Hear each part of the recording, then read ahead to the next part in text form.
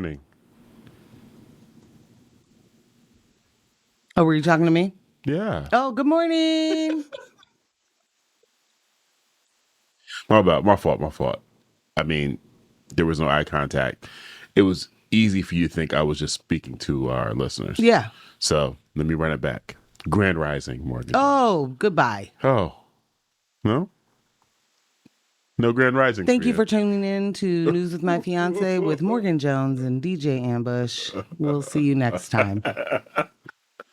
Fine. Good morning, everybody. Yeah, how are you guys doing this fine Thursday morning? How art thou? What's going on with your personal business? Hello. My favorite question to ask.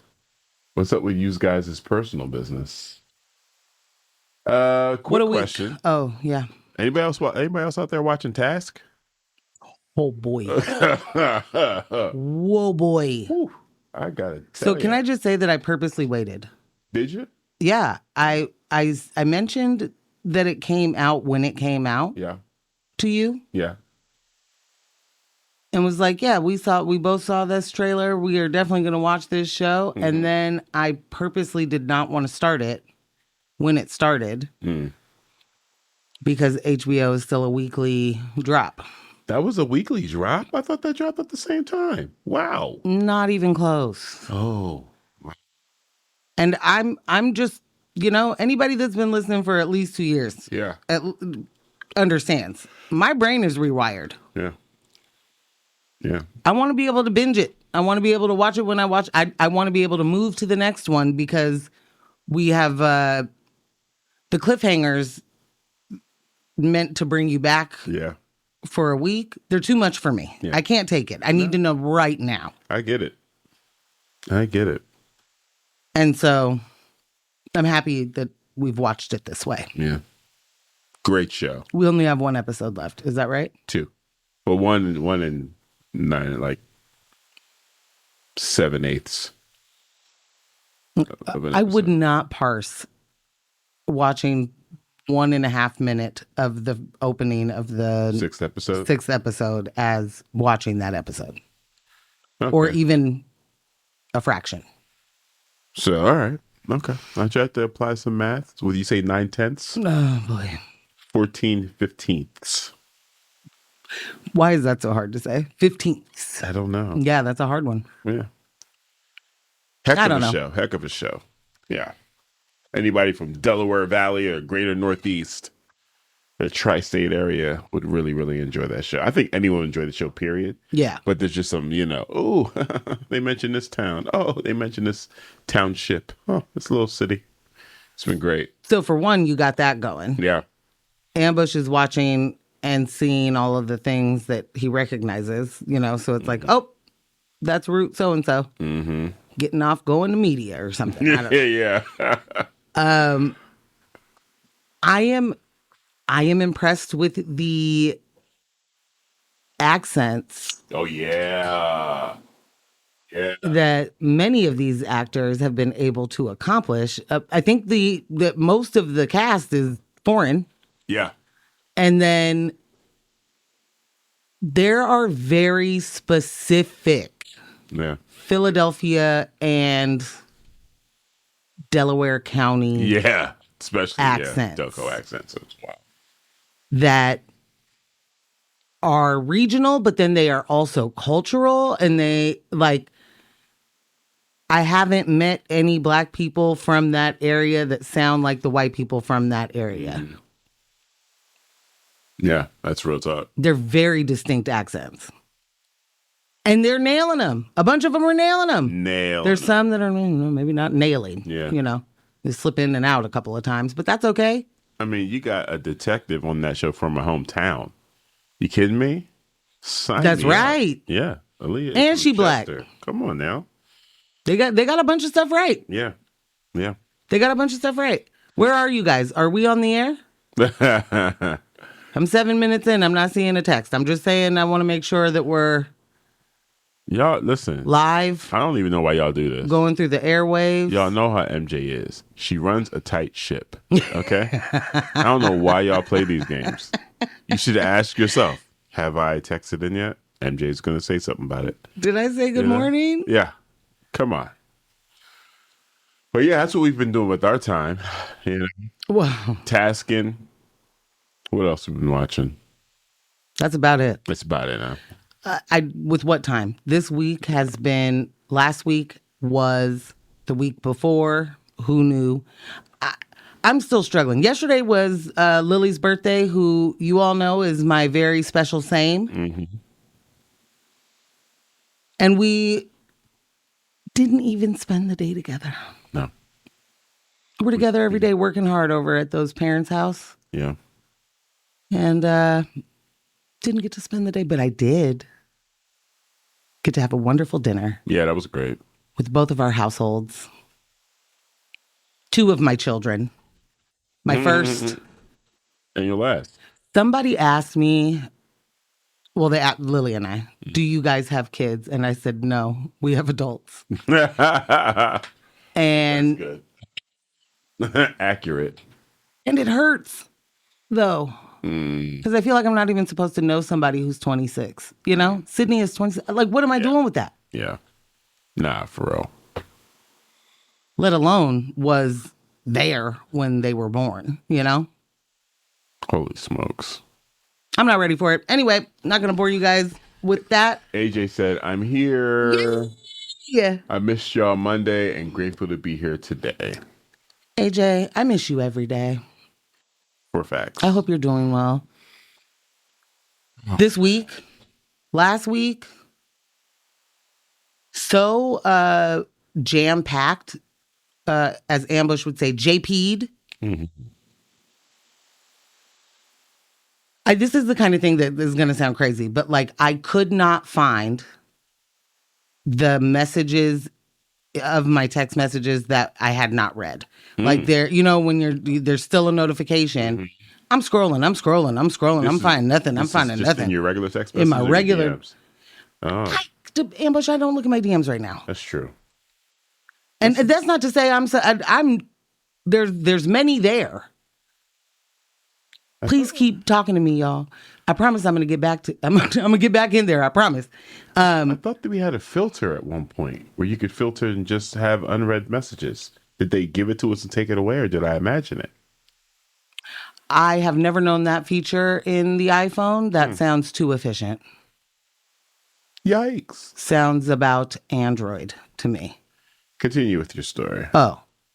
Well, I finally found it, and guess who it was? Who was it? Rashonda! Rashonda, I just want to take this moment. I know you'll not hear this, but that's fine. I want to publicly apologize. Oh. For not seeing that message, for allowing you to be lost in my phone. Wow. We are friends in real life. A little bit of a soulmate, if you will. Yeah. Dedications. Yeah, I love you much, and I'm sorry that happened. We're back in business. I text you at 6:20 this morning, so. Dibs. Yo, the name of the show you're talking about. I know it's not Landman. I've been hearing a lot about Landman, but we're not watching Landman. It's Task. I'm sorry, we mentioned it. T-A-S-K. Yeah, we mentioned it like in the beginning. Way too early. Yeah, Dibs. Task. Fire. Show was so good. So good. This one says, what detective show from DE are you? Oh, Task. So it's on HBO. Mark Ruffalo is a special agent with the FBI. Yep. With lots of fresh traumas. Oh, I'd say so. Making him a little bit, slower on the uptake, if you will. Weathered. Mm-hmm. Perfect word. And what an actor. It's a far cry from Bruce Banner here, I'll tell you that. Well, and Bruce has got his own traumas. Yeah, he does. Yeah, he does. He's been trapped in bodies before. It's rough stuff and in space. Then got left over with Jeff Goldblum, became a champion. Anyway, you're going to have to help me. Who the other lead is, I know him from Ozark. Crap. Oh, Robbie? Yeah. Mm-hmm. He was Wendy's brother in Ozark, which is our next task, is to get Ambush to watch Ozark. I'm going to blow right through it, guys. Okay, this guy's name is Tom Pelfrey, if I'm saying it correctly. Yep. One thing I'd like y'all to tell me, if you watch this, and have you watched it? If you have watched it, let me know already. And if you haven't watched it and you're going to, tell me if you notice a different pronunciation of somebody's last name. And that's all I'm going to say. Yeah. From the beginning, we've seen 5 full episodes. Within those 5 full episodes, I believe I have heard at least 3 or 4 different pronunciations. It's true. And it wasn't until last night. MJ said it the episode before last night's episode, but it wasn't until last night when we discussed it, and I was like, if that is truly the case, and we've heard it 3 different ways so far, this is probably the best writing that has ever existed. Most accurate in writing. Okay. In the written word. The best writing of writing that has ever writted. Okay? Ever been written or wrote it down. Oh. For someone to perform. It's one of those last names where... I like wrote it down. Now I'm a fan. It's certainly one of those last names where when you hear it, you're not sure if you're reading it right. You're not sure if the person before you said it right. So everyone says it however they feel like it's supposed to be said. Which is wild. And it's true. Which is, you're totally right. So accurate. We call Rihanna. That is not how her name is pronounced. It's not her name. It's Rihanna. And we won't do it. No. I try and do it. Me too. And then it feels foreign. It feels like I'm saying her name wrong. Yeah. I'm not. That's how you're supposed to say it. Yeah. Yeah. I get that I with do Ambush. know how to say her husband's name, government name. How do you say her husband? As soon as possible. Oh, okay. Yeah. All right. Ooh. Set myself up for that one. Set myself up for that one. I'm gonna laugh at that for the rest of the day. How did I not see that? I'm not sure. You were really thinking about it too. You were like, okay. Yeah, I know his name. It's like Rakim or something, ain't it? Nah, yeah. I'll be here all week, guys. But yeah, now? Yeah. So, babes. Yes, me. What are we talking about today? Today we're going to talk about a few things, Ambush. In local news, I think this is the second time that Hillsboro has had to declare a state of emergency after ICE is in and about and wilding in their community. So they're doing that again. Portland City Council says no to big algorithm. I love it. I love that. Big news, Love that for us. Yes. And in national news, I know you think that we're going to spend a whole bunch of time on those Ep files because Trump signed that law, but they ain't done nothing yet. So instead, we'll be talking about the Trump administration's move to shift education programs, just offload it to other agencies, because who needs a Department of Education? Wild. It's wild to me that people want these appointments. They want the job to then close the department. And then they don't have a job no more. But I guess when you're a multimillionaire, it doesn't matter. Is McMahon a billionaire? I would say so. I think they're billionaires. Yeah. But I'm pretty sure there's an exit strategy for Linda McMahon to move into a different department. Or if anything, she can remain at the top of that department and just handle the contracts and the other agencies. She can handle management of the other agencies that they push the work off to. They'll just rename the department to something else and still make her, she might even get a raise, actually, because they've closed the Department of Education. So now there's all this extra money. And she'd probably get a raise in whatever her new position is. Well, she'll just hand it back because she doesn't need the salary, and she'll want that to go to the Department of Defense. Got you. And we'll just add that to our coffers. Cool. I just realized that Linda McMahon is 77 years old. And this is not about to be any sort of ageist or age shaming. Please know that. My mother is 78 years old, and I am currently a caretaker for her. Yep. And we are seeing much, much, much progress, right? Oh, yeah. But also, I would not allow her to be in charge of breakfast. I don't want people that have no, like, actual, how do you say this? It's for different reasons. I'll say that. It's for different reasons. My mom's 78 may look different than Linda McMahon's 77. Can I pause you real quick? No, because I'm going to forget. Okay, go ahead. 77 for Linda McMahon might be 52 cognitively, right? Mm-hmm. But she is a billionaire, so she's out. Like, she's out of touch with the people that she's supposed to be serving, so she shouldn't be there in the first place. Mm-hmm. My mom is not, like the executive function to be able to implement and, do a plan. That's not there. Mm-hmm. Mm-hmm. So her reason why I wouldn't want her in charge is different. Go ahead. I was going to say, just from a qualification standpoint, I see the comparison that you're making. My mom is more qualified. Someone who actually spent time in education? My mom has a master's degree in education. She absolutely is more qualified. My mom spent her last years before retirement working specifically with behaviorally, challenged kids, and her understanding of how to get kids to learn far exceeds Linda McMahon. Right. And you still would be like, maybe this isn't the position for my mom. However, on the other end here, we had Linda McMahon, who's had a background in promotions. Right. Marketing. Right. I mean, soap operas.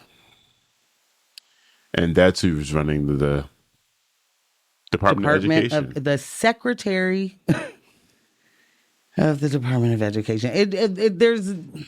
Yeah. I'll tell you one thing. We will get to that story. Yes. Welcome to Chapter 9 of, actually, we're probably in Chapter 37 of Project 2025. It's going. Moving and shaking. It's going. Moving and shaking. Sheesh. Ooh. Boy. Well, I don't know if you have seen any of these. How do I say this? Well, I haven't come up with a better way to make fun of the Meal Team 6, January 6th guys. Mm-hmm. What are you looking at? I haven't come up with a better white ISIS, White ISIS. American terrorists. They keep getting arrested. The goons that Trumpleton pardoned for the non-surrection, peaceful protest of a perfectly run, beautiful government, I think, is how he would describe it. They keep getting arrested for new things, and the new things are bad, guys. Like, as if we can't, put that together. Right. But another grim chapter in the Trump pardoned me saga is one of the rioters who got a pardon from Trump earlier this year, a 44-year-old man named Andrew Paul Johnson, has now been arrested on multiple child sexual abuse charges in Florida. Of all places. Well, Johnson was picked up in Tennessee back in August and extradited to Florida. According to arrest records, he's facing a whole list of charges. Molestation of a child under 12, molestation of a child between 12 and 16, indecent exhibition, and sending harmful material to a minor. Jeez. The case came to police after two kids reported months of abuse. One child's mother, who used to date Johnson and had him living in the home, found inappropriate Discord messages between Johnson and her son. Oh, no. When she confronted her son, He told her Johnson had molested him 3 times between April and October of last year, starting when he was 11.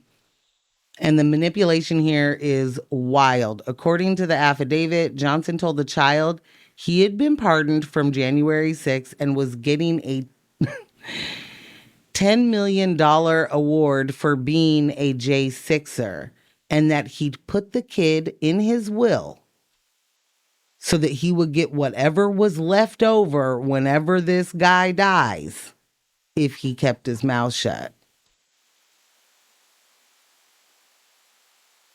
Johnson is pleading not guilty. Oh. I will say he was one of 1,500 people charged for January 6th who received pardons or commutations from Trump this year.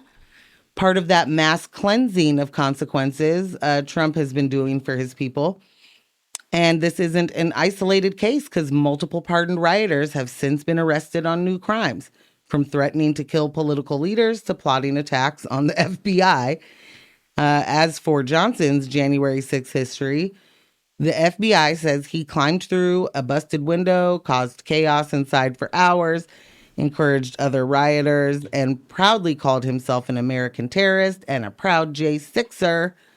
He pleaded guilty in April 2024 and tried to take it back, then got denied, and then Trump wiped the slate clean. And now he's sitting in a Florida jail cell on child abuse charges. Which Trump would love to pardon, but this is not federal. A federal crime so far. Oh, boy. Yeah, he would love to pardon him. He would. It's interesting watching people kind of like wring their twist themselves into pretzels trying to understand why the Republicans aren't moving with a heavier hand to match all the things they espouse that they care about. You know, we're draining the swamp. We're going to go after. Wasn't Pizzagate about, children being trafficked out of? Oh, absolutely! It was Hillary Clinton, Democratic cabal, drug or blood, sacrifices of babies, all of that. And also child sex trafficking underneath or in the back of a pizza shop that didn't have an underneath or a back. Right. If I remember correctly. All of that going on. And, then we're watching people. Well, what is a pedophile? What age of a child? We're seeing all of this twisting in the knots, right? I would like to remind everyone that wants to say to these Republicans and anyone on the right, I thought you said you care about children.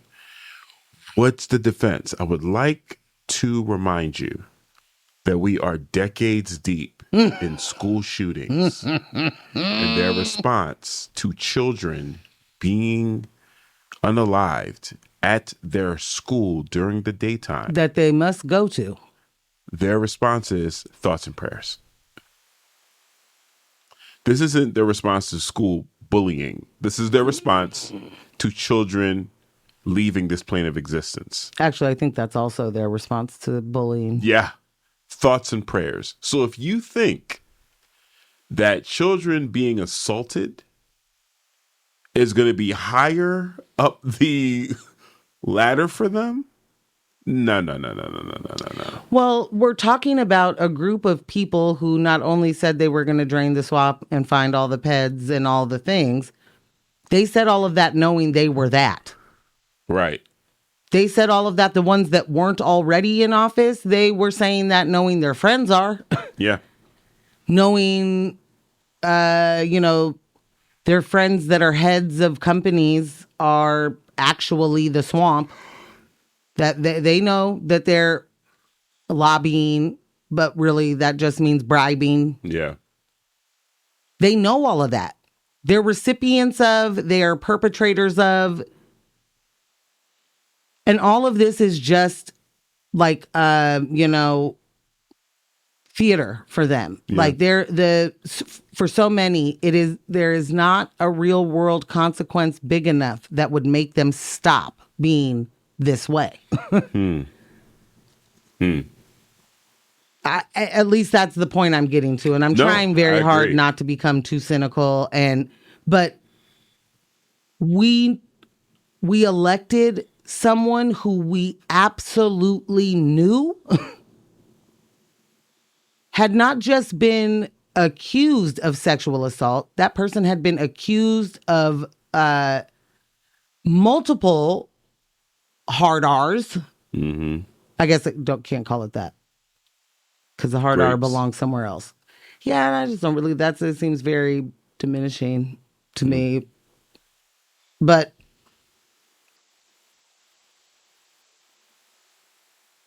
this is a person we know that does not even close to understand the word consent, let alone believe in the rights of women, period.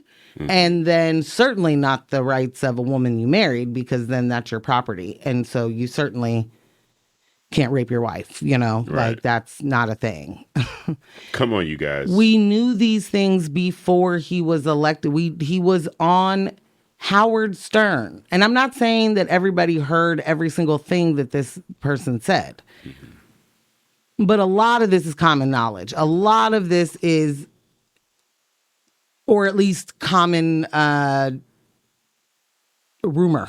You bring up the Howard Stern thing, but he said it even more recently than that on like a daytime TV show. Oh, 1,000%. Yeah, like they were on the couch sitting together, and he was like, yeah, he said the exact same thing. Absolutely. Was it like when he was running the first time? It was like... It wasn't when he was running that he said he would date his daughter. Yeah. But they were playing those clips when he was running. Mm-hmm. Those clips were there. Mm-hmm. And the way that people were able to just completely dismiss that is forever going to be wild to me. But it also isn't just that dismissal. It's those people who are dismissing that the person they're voting for is a sexual predator means that you don't care about sexual predators. That means you do not care. You are not worried about, you are not about to go to bat for the children. You're not going to bat for yourself, let alone going to bat for somebody else. Yep. Because this is a whole different, we cannot expect the group of people that we know have been doing these things to then... Why are you laughing? Because you and Michelle do this all the time. This is all you guys do. Michelle, good morning. People who are so invested in power over and domination can never truly condemn child abuse. It would undermine every supremacy logic they depend on. She just says it better than I do. This is just all you guys do. She's able to do it in so many less words. And that, that's where my envy lies. Morning, Michelle. Good morning, Michelle. This is every Monday night and every Thursday morning. Yeah, pretty much. There's also this one. Uh-huh. Happy Black History Month, fiancé. What did I miss? XOXO Rudo. Roots. Well, you confused me because I was like, it's Rudo. It's like, isn't it still November? I thought every month is Black History Month in Rudo's household, and that's why we love Harper. Yes. Oh, dang, son. Dang. Thought of you yesterday, my guy. I was in North Library, doing some poster distribution. Stalking you. Well, I didn't see your bike outside, so I knew you weren't there.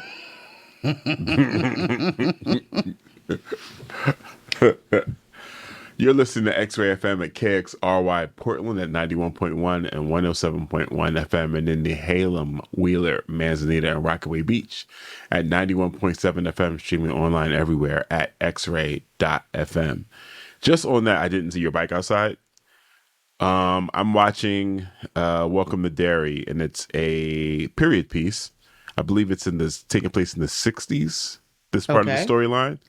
And seeing kids riding bikes together, pulling up to someone's house or any random place, dropping their bikes and just running inside. I miss that. Yeah. Every time I see it, it's like, that's what we used to do. We used to just dump the bikes. Dump it. Just hop right off. Hop right off the bike on whoever's lawn. And, we're running in the backyard. And those bikes are out there in the front. No one's stealing the bikes. So I definitely have this experience as well. Mm-hmm.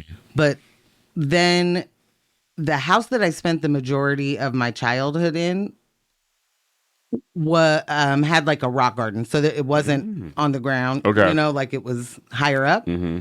And you could not leave your bike down there simply because it's at the sidewalk at that there's point, right? only sidewalk. There's no, lawn in that regard. So we would, because I also had like it was like a curved little stairway up. Okay. We would use my neighbor's stairs that were just like big, wide. It felt like you weren't going up the hill. Okay. You know what I mean? Like it was like, okay. Oh, this is great. Incline was great. We would use their stairs and then go to the back of my house and dump your bikes there. in the back.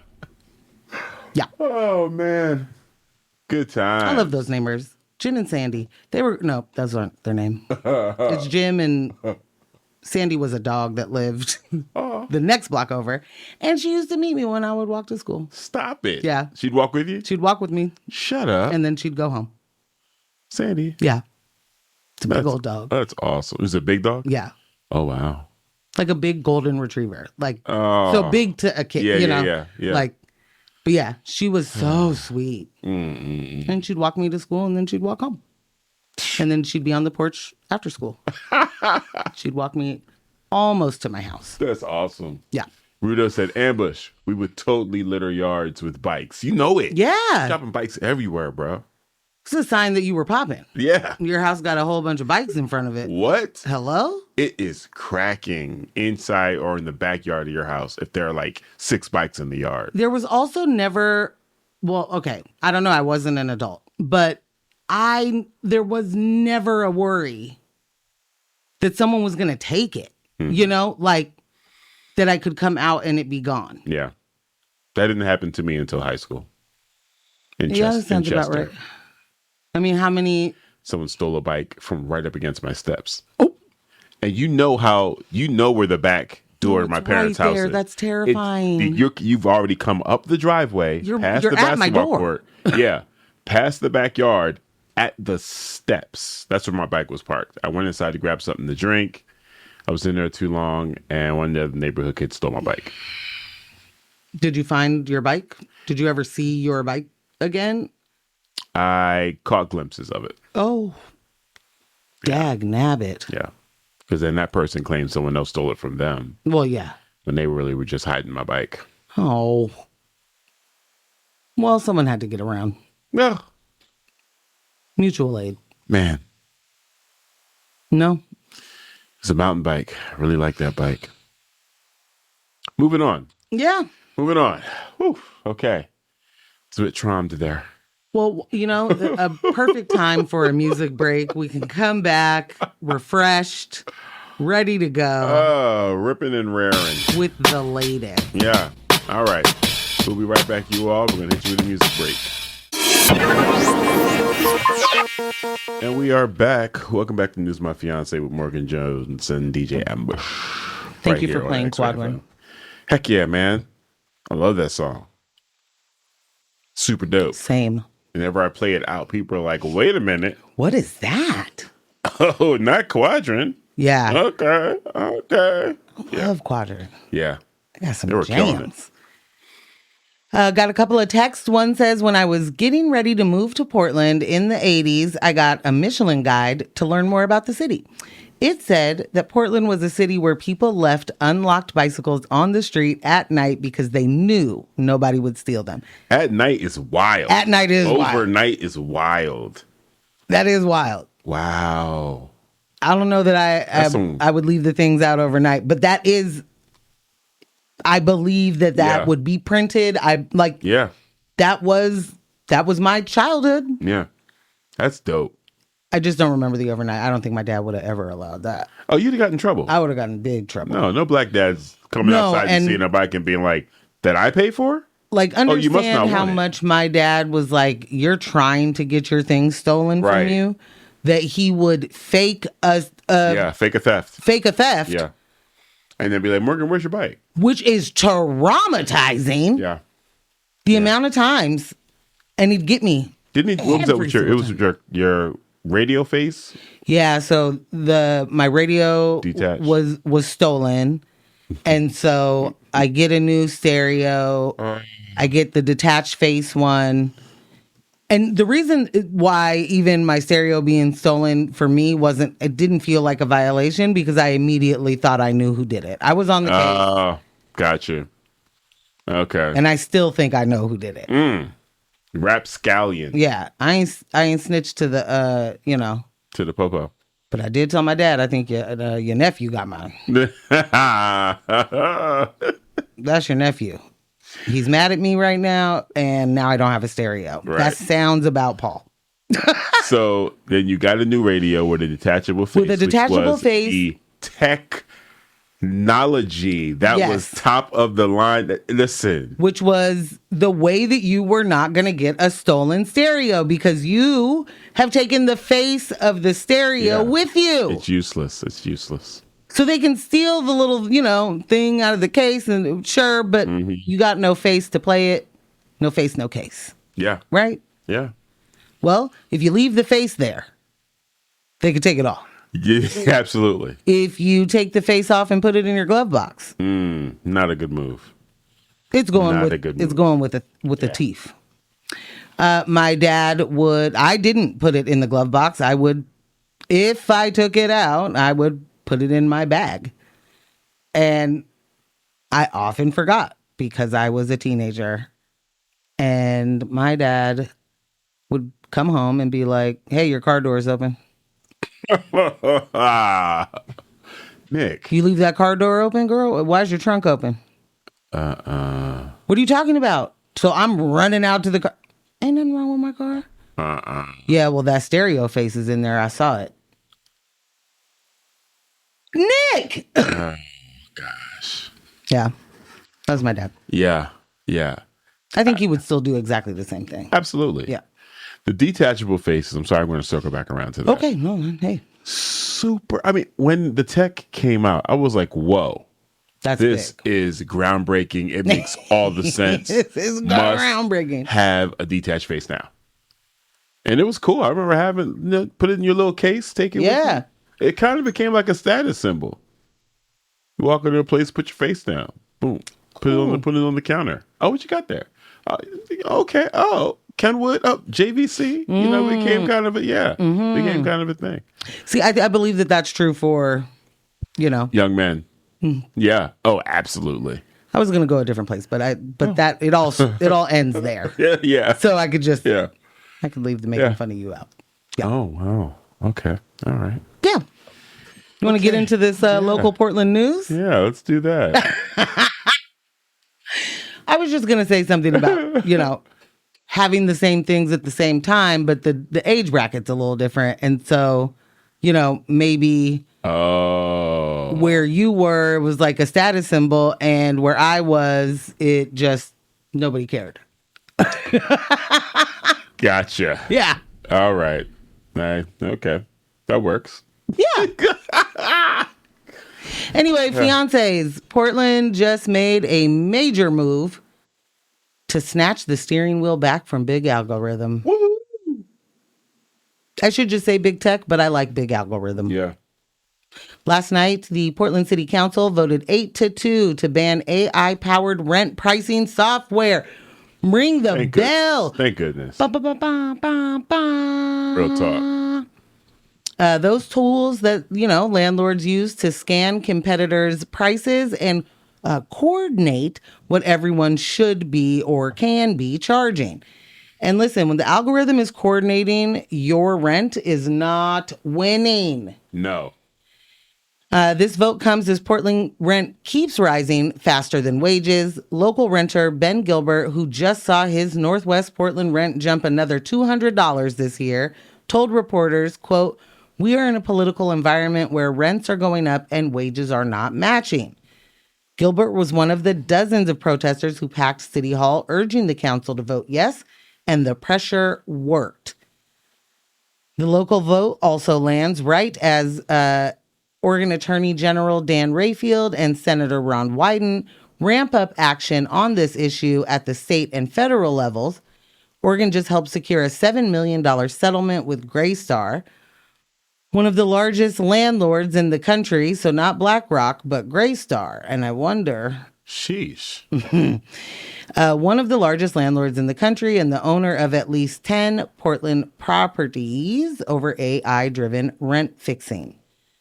Under that settlement, Greystar has to stop price fixing, quit sharing rent data with competitors, use court-approved pricing, and cut ties with RealPage, the software accused of fueling rent coordination.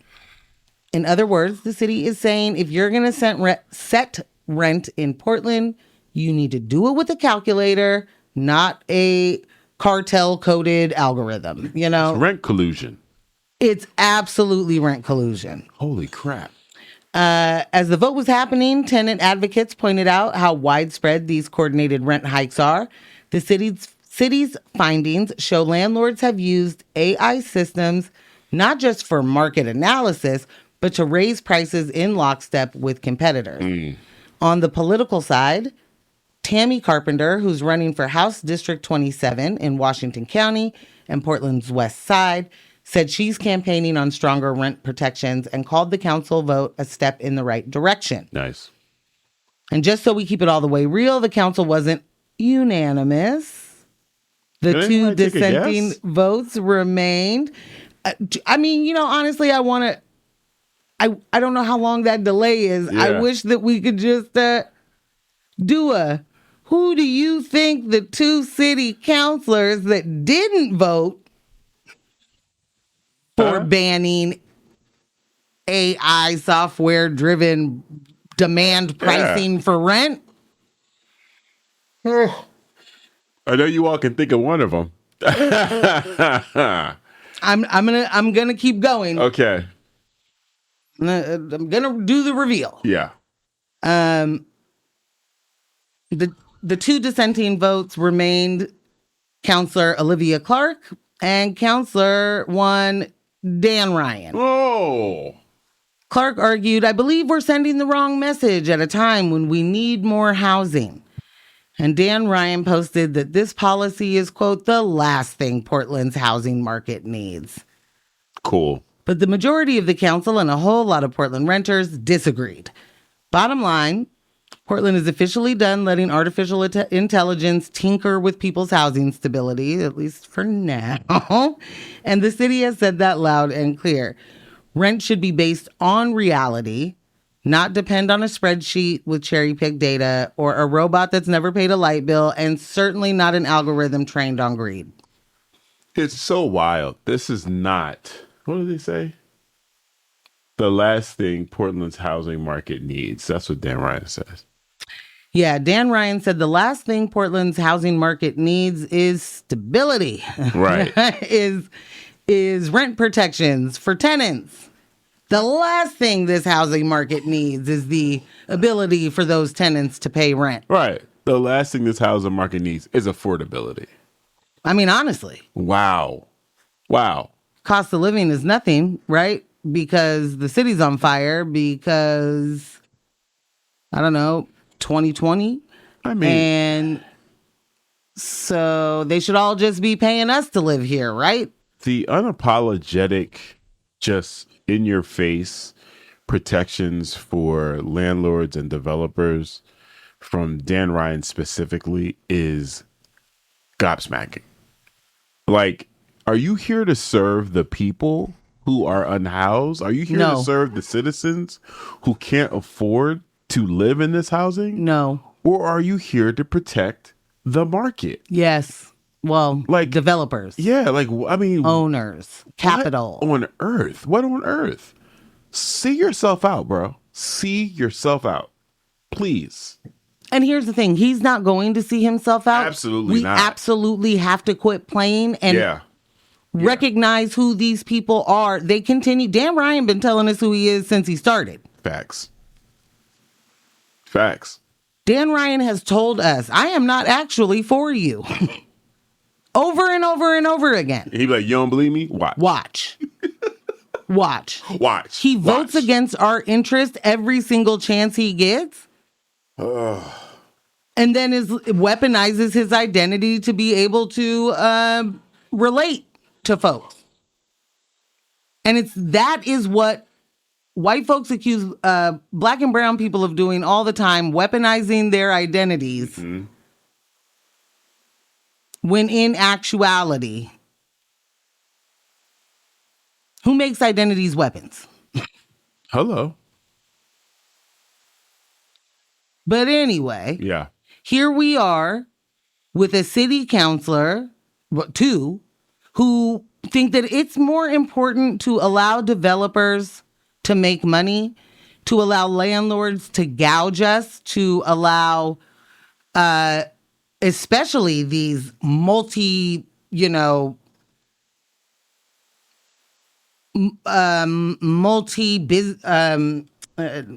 building owners or property owners. Yeah. Jeez Louise, why? Thank you. Did not come up. I was like, what do they call it?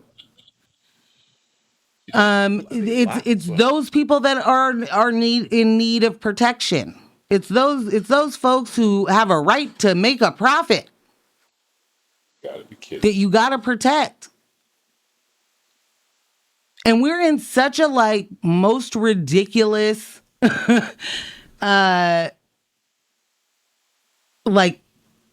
purgatory of economic collapse right now. Yeah, for sure. We're just teetering. We're just almost there if you're not already, And as a collective, this is about to bottom out. Yep. Completely driven by other people's greed for themselves and a handful of other people to get more, and we can all just die. And I am not saying that as to be dramatic. I mean it. That's how they feel. Wholeheartedly. Because that in itself is another industry that they can get paid from. Our death. AJ said, algorithm trained on greed. I'm obsessed with this line. Sometimes I'll be writing, girl. Michelle said, I can't get past just saying out loud that you think AI rent fixing is somehow good for the housing crisis. Yo! Agreed, Michelle. What are we talking? Explain it. You know what? You think it's good. Dan, explain it. Show the correlation. Show your work. Your Honor. Please. Look at the YouTube comments. Yes, step to the front of the classroom, head to the chalkboard and show your work. Because what you're doing right now, you're just repeating talking points from, your homies. Can you explain to me how this benefits renters? How this benefits the unhoused? How this benefits people that are seeking affordable housing? Show me how the AI does that. Please. Can't.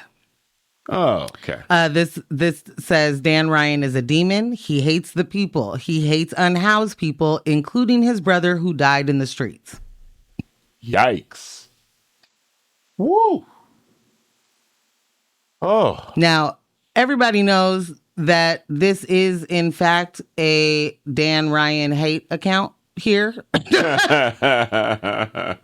take that back. We don't hate here. We have disdain. With my fiance, we have deep disdain. Yeah. Daggone right. Deep disrespect, deep disappointment.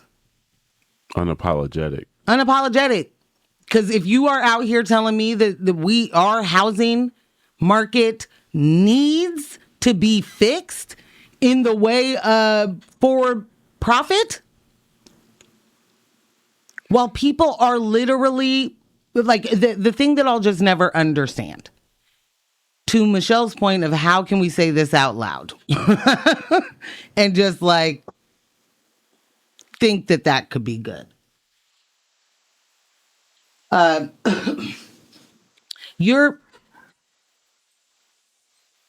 You not only understand that there are unhoused people, you are every day in the way of real solutions for those people. Yeah. Every day. Every single day you're in the way. But somehow you are able to run on, you are able to chat about, you are able to be like, you know, the livability in this city is just getting to be unbearable. Like, how will we do it? You have this, you know, hyper focus on people that are unhoused as if that is their moral failing and they just won't work or whatever. But do absolutely zero to keep people in their homes. And I won't say absolutely zero. There are obviously programs, but we're not doing enough. No. And keeping people housed is the best way to keep people off the street. It's the best way to keep those people who may have manageable mental health issues, to keep them having it manageable. There is an absolute disconnect that people have because they actually do not care about other people and what they go through. And I'm just going to keep saying, if you are a person who chooses to sleep outside, and by that I mean you go camping and that is a fun adventure for you, or a calming adventure for you, or a grounding time for you, you are choosing to be in the elements, right? You are going with different protective gear. You are going with pillows and sleeping bags, and so, you know, like heating aids, like, you know, all types of different. You might even if that heating aid is a box full of pocket warmers. You and the homies are good. You are able to take your life and go somewhere else for a moment. And however you spend that time is how you spend that time. Now, I would say most of the people that I know go camping also go and have a lot of fun. That might be with drinking alcohol. That might be with some other substances. They choose to go to the woods and do these things. Yeah. But it's completely outlandish to see a person sleeping outside with no coat, with no jacket, with or no tent. No tent. No heat. No shoes. Socks with holes.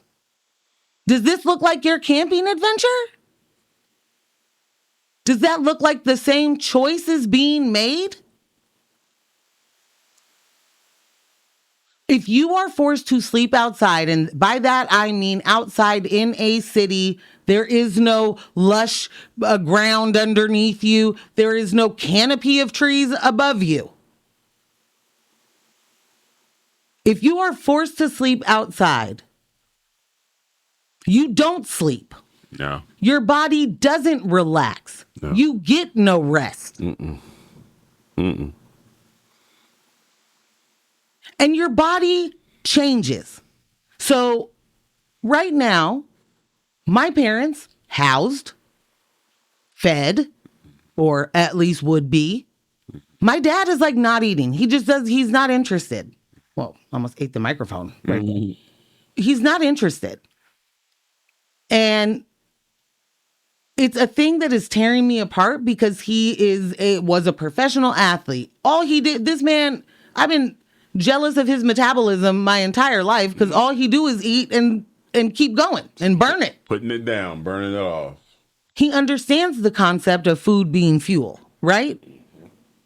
But he isn't, something has changed and he's not interested. And I bring that up to say, you have no idea what anybody's body is doing. Yeah. You have no idea if that person can actually eat, if they can keep food down. Or what they can. Or what they can eat. Yeah, what they're allergic to. None of it. There's an idea that beggars can't be choosers. Guess who taught us that? The rich. I mean, be for real. Beggars can't be choosers. Eat the moldy bread. I'm the organ food bank. Eat the expired food. You can't be a chooser. What's so horrible about that particular thing is that particular phrase is how we, as the populace, the non-rich populace, the working class populace and impoverished populace, have not recycled, but we kind of like we've owned that. Reiterate, yeah. Oh no, for sure. I've heard myself say that more times than I've ever heard anyone of privilege say it. Ever. Of course. Ever. And that is the point. Yeah. The point is to get you indoctrinated with the idea that you don't deserve more and there couldn't be better if you tried. Yeah. It comes with a shrug, huh? Well, I guess I got to take this. Beggars can't be choosers. About my own circumstance. Right. Yeah. A thing that you're working on too. Yeah. Like, I went and I did all of these things today, and I did it on time, and I did this stuff, and I didn't get that one thing done. They wouldn't help me, but beggars can't be choosers. I got the rest done. What?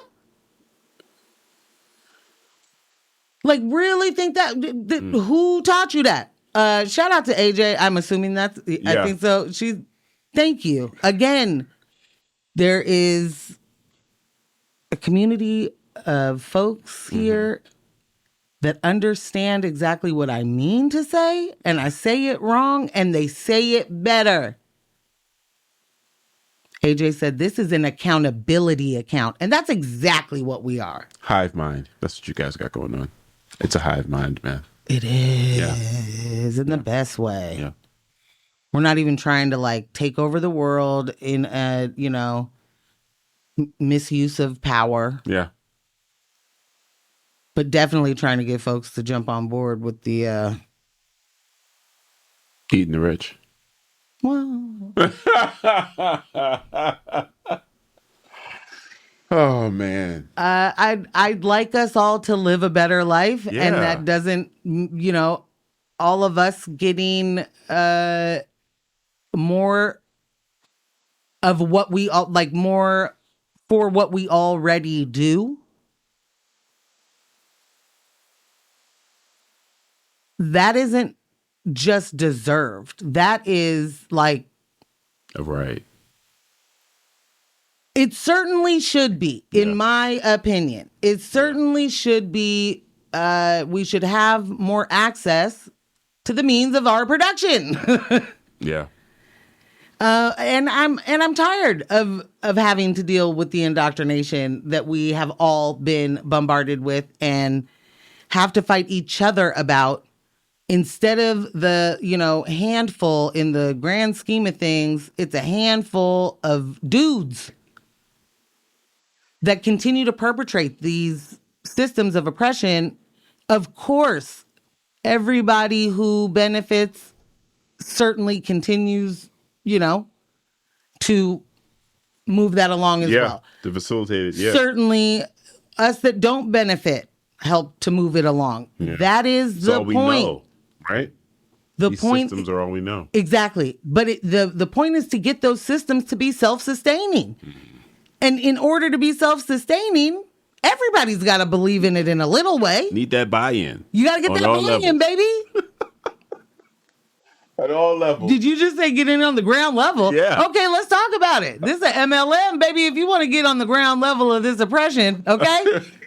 You want to get in now because otherwise you're going to be at the bottom and you're going to be oppressed. Right. You want to do the oppressing. Yeah. So get in now.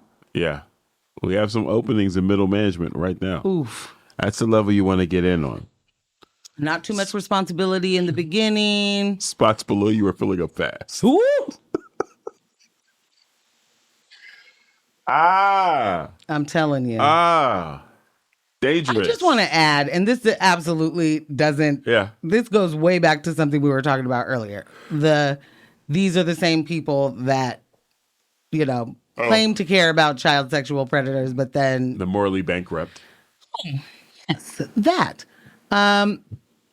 One of my favorite things, and this is not, I don't love the let's point out all the hypocrisies, because that is a game that never ending story, I guess. Yeah, exactly, if you will. But I do love the moments of like, all of a sudden they listened to their favorite band and heard something different than they heard before. Yeah. And all of a sudden, like Rage Against the Machine is woke. They're woke. They're too woke, and they're going to go broke. Yeah. Because that's all you can do when you do the DEI. You're gonna woke broke it. As if Rage Against the Machine just doesn't say it number one in the title. Right. In the band name. But those songs, who did you think they were raging against? What were the words y'all were hearing? They thought this was them egging them on to rage against their parents. That was the machine. Is that parents okay? And their teachers and the man, but just cops that won't let me. Oh, the man is cops for local cops. Like, they're always busting us for chilling in parking lot, smoking weed and drinking beers. That's the man. When you're young and the level of oppression that you deal with is your being parents oppressed, right, by others who are in lower tiers of the system of oppression. That is your ceiling of oppression right there. That is the man. And then once you get older, the man is my mom who will not buy the pizza rolls if I don't take the garbage out and stop getting caught smoking weed with my friends. Yeah. The man is your dad that won't let you hang out later than you want to on Saturday night. Your dad will totally let you hang out. The man. Another thing. I don't even know how to say this. Men do not understand the powers of observation. Mm-hmm. And they only use major observation. Mm-hmm. This is a very broad, general statement. Not all men. Not all men. All men. Not only, because what did I just say? They only use it, and I don't mean that. And I'm not trying to argue about semantics. But my point. Who is that guy? Y'all don't be observing nothing. You know how easy it is to manipulate a man if you're a man. Are we talking man on man manipulation? We're talking man on man manip. Yeah, it's pretty easy. It's so easy. I watch it all the time. Like, so you're just this dude has no idea he's being manipulated right now. None whatsoever. He is just bro coding it up. Yeah, cater to that ego. Take it pretty far. It's wild. Mm-hmm. So I don't understand any guys that are like the man is my dad. Oh, I feel what you're saying now. Nah, man. You know what I mean? Like,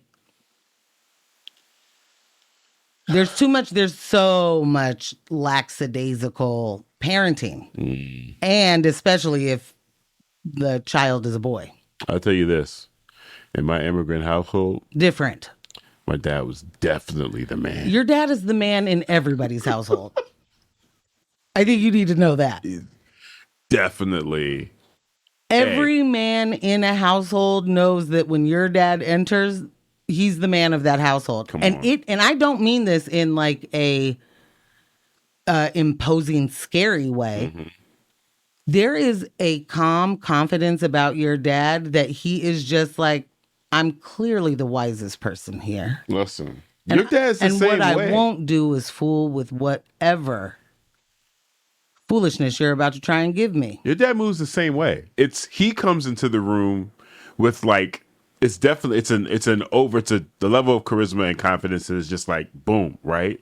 But it's not rigid, but it still makes you react rigid. Like he comes in like smooth again, ball player gait, like what's going on? But it doesn't relax you. It doesn't make you want to be like, oh, no, it makes you sit up like, hey. Who's that guy? Yeah.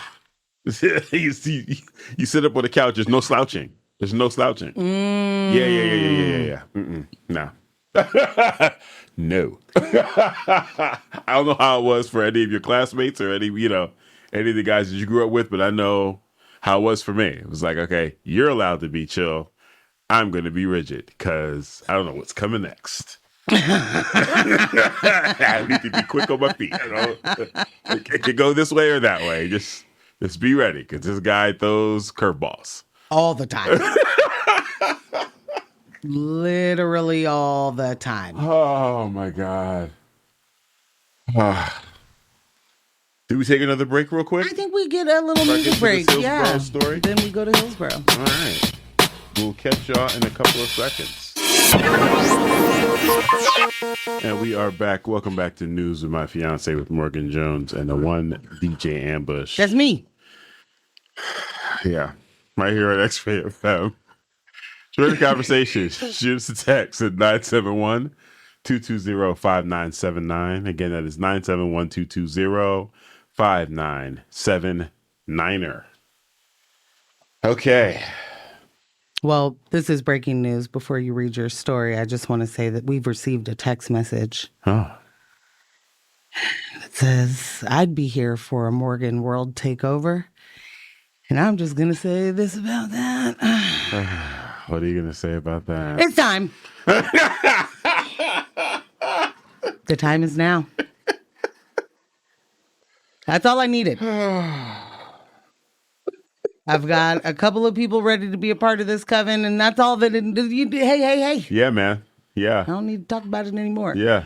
A powerful, small cabal. That's what you guys are working on? Huh? Wouldn't use any of the words you just used. Not one. Okay. Fine. Fine. What are they called? I'd say Omega level. Oh, wow. Oh. She is just tossing the lingo around. But yeah, you're definitely giving off Omega levels. That's what I'm going for. Yeah. You're definitely giving that off. Yep, because I got the best, Anyway. All right, so take me to Hillsboro. Yeah, the Hillsboro City Council unanimously declared a state of emergency Tuesday, condemning what it called the misuse of immigration enforcement following the high-profile mistaken detention of a local resident. The resolution, which takes effect immediately, criticizes federal immigration authorities for detaining and deporting individuals who were lawfully present in the United States and signals the city's intent to take further action. The declaration comes just weeks after the detention of Hillsboro resident Victor Cruz, whose case drew widespread attention and led to mounting calls for the city to intervene. Mayor Beach Pace emphasized that the emergency declaration is largely symbolic but reflects the urgency residents feel as federal immigration enforcement activity increases across the community. A November 4th council meeting drew more than 3 hours of emotional testimony from business owners, advocates, and children calling for the city to do more. Among those urging action was Bridget Cook, co-founder of Adelante Mujeres, which supports low-income Latina women and families. Cook described immigrant communities living in fear, avoiding doctor's appointments, work, and even leaving their homes. Her organization has ramped up Know Your Rights training and post-detention support as families brace for potential encounters with immigration authorities. It's heartbreaking to see how cruel the implications are for these families, she said. In response to community pressure, the city recently allocated $200,000 in grant funding to support residents and businesses affected by federal immigration operations. But advocates and educators say additional steps are needed. Adrian Smith, a counselor at Brookwood Elementary, told counselors that school staff have been helping families afraid to venture outside. We as educators are creating safe spaces for folks to get groceries and doing grocery shopping for families, as ICE is hiding in grocery store parking lots, she said. During the work session, counselors reviewed proposals that included establishing a civil and human rights office and creating a system to track detained residents in collaboration with community groups. While no decisions were finalized, officials signaled that discussions will continue in the coming weeks as Hillsboro considers stronger measures to protect its immigrant communities. I just saw a story yesterday A Dutch brother in Hillsboro, where ICE agents ran up on someone who was at the window, and guns were drawn, and it scared the Dutch brothers employees so much that they all fled into the bathroom and locked themselves in the bathroom and called 911 on the ICE agents. There's a bunch of discourse around how the 911 operator responded, which is one thing, but just seeing that footage, just seeing that as they were playing the call over, it was just like, whoa. And I get tired of asking, where are we? How are we here? Oh, it's clear. I know where we are. I know how we got here. Yeah. Everyone's comfortable with it. To be able to see communities push back like this, we see the marches, the groups that are mentioned at the city council meeting, business owners, advocates, children. I want to harp on business owners for a little while too, because these are the people that we're being told this is being done for. Hello. This is the community. We want to make your community safer. We want to help these businesses. We want to get these. How can your community be safe if you can't do consumerism? Right.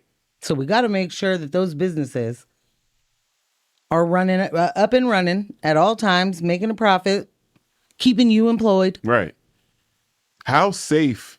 What's the level of safety that we're looking for if communities feel as though they're under siege right now? Who are you actually protecting? Which they are. Right. Who are you actually just protecting with these policies and these practices? Just got to be real clear. Yeah. There's no other way to look at that other than under siege. Like, I'm seeing a lot of ICE agents, do things off duty that that they were doing when they were off duty when they worked at Taco Bell. Right. But you are now supposed to be like some sort of deputized law enforcement or whatever. And these people are out here, no training. They're drunk. They're getting completely hammered as soon as they get off of a 12-hour shift. And their 12-hour shift is playing Call of Duty with real people. Yeah. There's zero reason you would need to pull guns on someone getting a coffee. There's zero reason you need to pull guns and show up and jumping out of your trucks to someone who's going to work or somebody who is going to court. Or picking their kids up at school. Or picking their kids up from school. They keep acting like, and I'm glad you use Call of Duty as the comparison, because they keep acting like they're showing up. To an active war zone. Yeah, active shooting, active anything. You are the one that is jumping out, surprising people, catching them off guard in situations You're trying to black bag folks. You're trying to throw them in vans. Right. In situations where they're shopping, working, going to school. If you're going to court, in or out, I'm not doing anything on the illegal. I'm definitely not following the process. Definitely not armed in the courthouse. Certainly cannot be armed in the courthouse. I have to mention this text message that we got. It's going to go back a little bit, but it is important. And the context here would be that someone said, I'd be here for a Morgan World takeover. Right. And then Rudo, who is already on restriction for his previous text message that will not be read aloud. I love it. Has the absolute unmitigated gall to then say, then the Morgan resistance has begun, all caps, and then all caps again. Sir, let me tell you about your losing battle. Oh, Rudes. Resisting me is a silly thing to do. Ooh.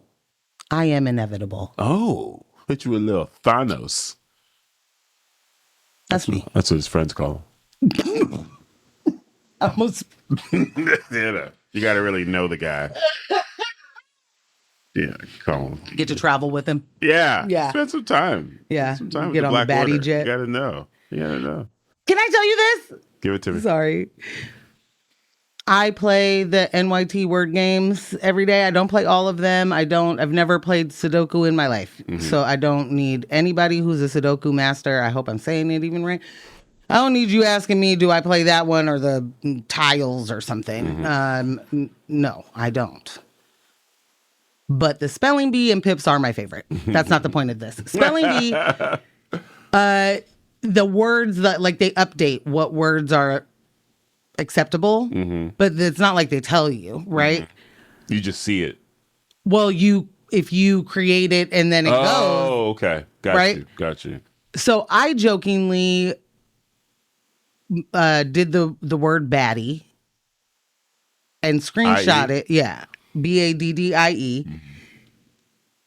And screenshot it because I was going to send it to you and Bree and be like, But it didn't take it, right? And this was a while ago. Yesterday, the word baddie.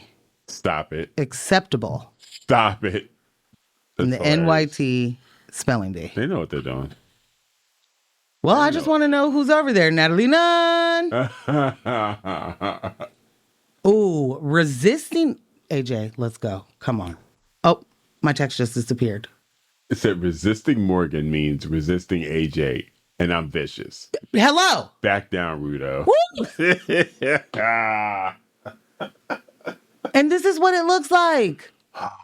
Okay? Rudes, now look where we are. Now we got to go ride bikes. We got to get out of here. Yeah, y'all got to get out of here. We got to hop off the porch and get out of here. I know where you work. I know where your friends live. I know your local haunt. Hello. Huh? Oh, I'll find you, Rudo. That's hilarious. And I'll give you a big old hug.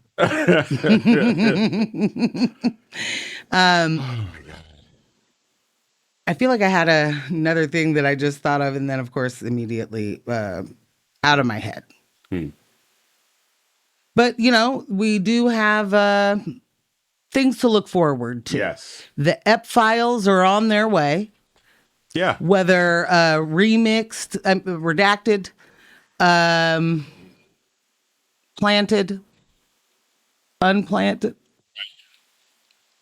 Who knows what we'll get? You're going to get the Jazzy Fizzle remix of the Epstein files. The Biggie duets. Yeah, that's what's going to happen. So he signed it last night, apparently? Yeah, he signed the law, that he was like, this is a Democrat hoax. This is a hoax that absolutely doesn't. Who's talking about Epstein? You guys still talking about that guy? AJ said, we got cars and credit. Your bikes are no worry. And then Rudo says, is Tom Harmon on yet? Tom's warming up, okay? He's getting ready. My days. Damn, Rudo. My days. You're trying to get us fired for real. Yeah, so he signed the bill or the bill, and then he signed the law. Okay. To release the Ep files. And I just, I think that there is something to be said about go ahead and release it. It's a hoax and nothing's happening. And you guys could have all seen, we actually already gave you all this information earlier in a binder. If you'll remember, we gave it to influencers.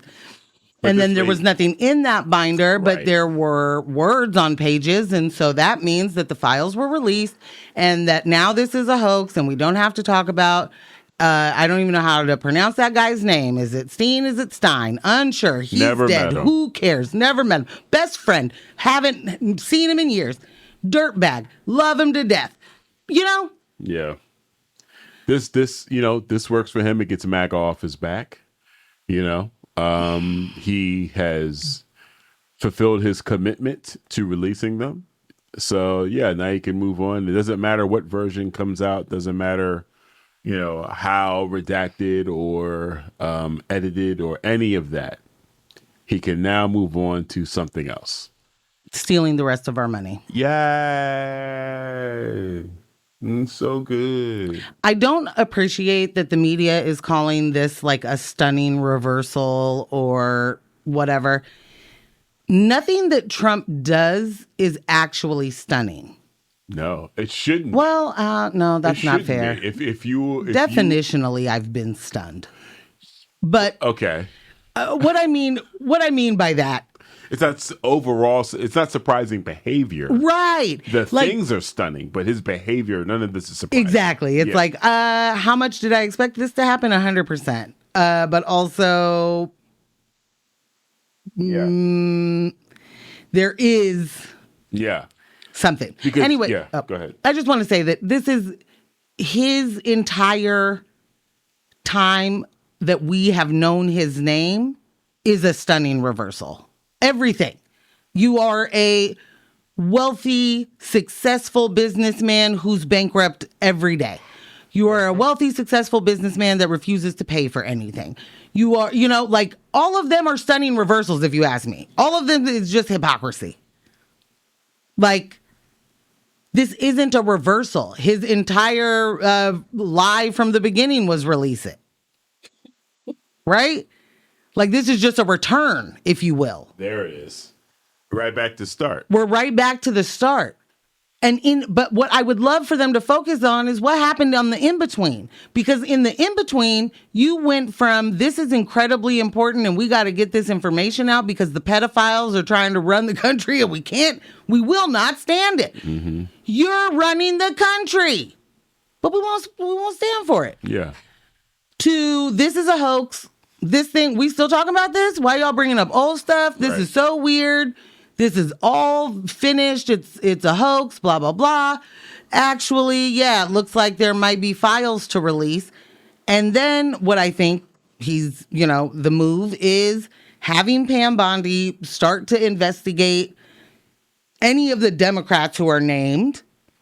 Means it's an open investigation, files are not able to be distributed, means heaviest of redactions. You're getting the words the, and from on one page. Yep. And this is the kind of plan that Big Balls comes up with sitting around the table and everyone is like, whoa! That's the move. Yeah. And it's super effective because his base doesn't care about facts at all. No, they care only about feelings. Yeah. It's he's created such an atmosphere around himself now where the truth is, it's just a game. It really is. For him, and he's never held to his own words. Right. For him to be like, as of last week and, some of this week to be like, barely knew the guy, barely spent any time with him. It's like, never all we've seen is the video footage and the photographs. And like, there's so much evidence to the contrary of that the idea of you saying that to us is like, what? Well, wait a minute. And then it never comes back. Well, Mr. President, you're saying you've never really hung out with this video. You know this video's out. You've seen it and been upset about it. How did this get out? You've said several times. Why do they keep playing this? Right. This is so why are you what's happening here? Like, what's going on? You're listening to X-Ray FM at KXRY Portland at 91.1 and 107.1 FM, and in the Halem, Wheeler, Manzanita, and Rockaway Beach at 91.7 FM, streaming online everywhere at xray.fm. Like, what? Bruh. But you know what? We did it! That is another amazing show. Thank you all so much. The show is brought to you by Morgan Jones and One DJ Ambush and our illustrious podcast editor, Carl J. Residual Audio. I have updated the playlist, and Kyle's going to throw all the texts in. Thank you, everyone that joined us this morning. Thank y'all. Y'all are the bomb. Always. AAA. Rudo's on restriction. Rude's on restricts. Yep. Man, busy weekend. If you want to come kick it. Oh, yeah. We have a toy drive. everywhere. Mm-hmm. We have a toy drive that we're doing with Equitable Giving Circle at No Request this Sunday, which also happens to be our Wu-Tang tribute. So, you know what I'm saying? Wu-Tang loves the kids. EGC loves the kids. Ambush and Cliff love the kids. It's true. Show up. This is not a, McDonald's or Walgreens or whatever roundup situation where would you like to round up so that we can donate something and get all the credit for it? This is really all about making sure the kids get some things. For true. It really is. For true. And when I say kids, I don't mean Ambush. Yeah. Not this time, guys. Not this time. Even if you throw in some action figures, they do not go to Ambush. They don't. They go to the children. And if you want him to have one, you have to. That's separate. Yeah, you just put that on. Just bring it to the DJ booth. Okay. Separate. It's a separate situation. What I'm just saying. Wow. It's time for us. Second right of refusal. Okay. Tom's on. Yeah, you gotta get Tom on. Thank you guys so much. Also, yes, busy weekend. Yeah, sorry. At the museum, I will be. Portland Art Museum reopening. Yeah, it's a reopening. I have all this information on my Instagram. You can go there and check it out if you're interested in any of that. But yeah, we should have said something about the art museum opening. No, like that. This is a pretty big deal. Rothko Pavilion looks amazing. Things are happening. The Black Art Experience. Bay. Talk to him. Hello. Love me an acronym. Amazing. Okay. But don't let the individual distract you from the systems. Poverty is a policy choice. People of the profits. Power to the people. None of us are free until we are all free. Thank you so much for listening. We will catch you Monday night on the YouTubes from 6:30 to 8:30. Love y'all. Man. No war but class war. Bye.